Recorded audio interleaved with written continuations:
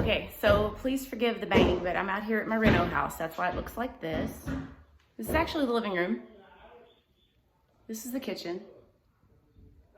Or it will be again soon. But basically, I just wanted to share with y'all something from this morning. Let me see if I can set this down and get it to light. Okay. Here we go. All right, so my tenants paid rent this morning, right?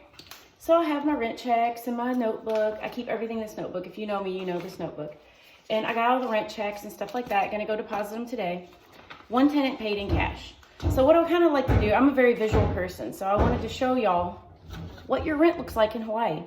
So if you pay your rent in cash and your BH is about $3,000, which is actually pretty standard for here, this is your $3,000 rent. Look at all that. Now, some of us use it on a mortgage. This house, with the one upstairs that they're renovating, the mortgage is a little more than $3,000 a month. But this is what your standard E6 officer, warrant officer will get for BH a month, is about $3,000, right? So you can take this out of the ATM every month and go give it to housing, or give it to a landlord or property manager like me, which I appreciate when you pay your rent on time. Or you could use that money to start building equity in a home of your own. Now, there's a couple ways to do it, right? There's a smart way and a dumb way to do everything in this world. So I'm gonna tell you the smart way. So the smart way to buy real estate in Hawaii is not to buy the pretty house with the pretty bathroom, with the pretty everything, right? Because that's not gonna get you money when you go to PCS. The smart way to buy a house in Hawaii is to buy a house where the ceilings look like this and the walls look like this, right? And maybe not this bad, but this is what our bathroom looks like. We gutted it. It wasn't that bad when we first started. But that just gives you an idea of what we're dealing with when we're doing a flip house, right? So you can get a house that needs a little bit of work, and you can actually do the work yourself. It's not too hard to paint. Paint does miracles for houses. You would just be shocked. So what I'll do is I think I'll walk over to the little unit that we just painted. We didn't do much else to it, just painted it. And it made a world of difference, right? So let me turn you around. Let's see here. All right, this is the garage. Still a mess, but here is the rental unit. I'm gonna shut the door because that's really loud. Okay, so we painted the ceilings. We painted the walls. I like this color, it's called Perfect Grayish. It's very neutral. It goes with about anything, right? We already have one bedroom set up. So this is the bedroom we have set up, and it was just all carpet. So what we did is we recycled the floor from upstairs and used it in this unit, painted the walls, painted the ceiling, cleaned up the fan. It is like a whole new room. Put some blinds in. I'll have to find the old pictures because you would not even believe it's the same unit. But this is the one bedroom unit. We're almost done with it. This fan is done. We just replaced the blades. If you replace the blades on a fan, it can take a really junky fan and make it look brand new.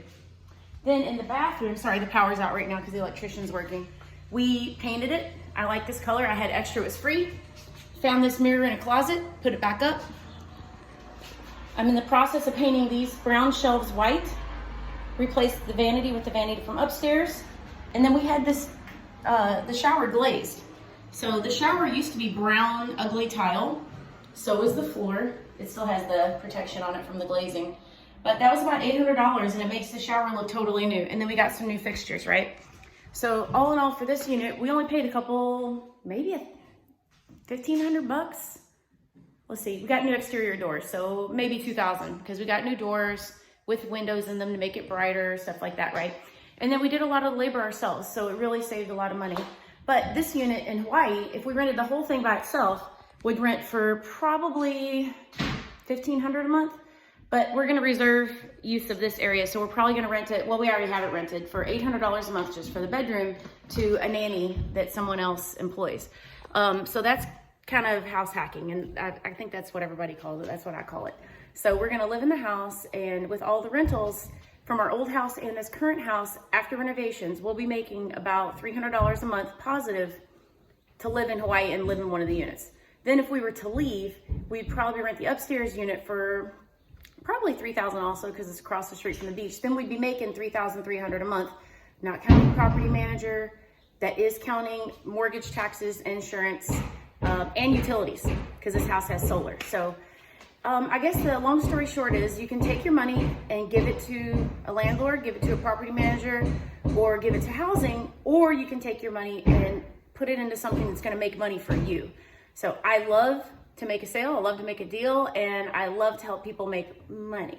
So if you are into preparing for your future and preparing for your retirement, let me show you some houses that maybe you could house hack one day and live in while you're here, or maybe just do some work to and flip for 10 to hundreds of thousands of dollars when it's time to PCS in 3 years. But all right, well, thank you for listening, and I'll continue to keep you updated on my junk house across the street from the beach, because it's going to be gorgeous when it's done.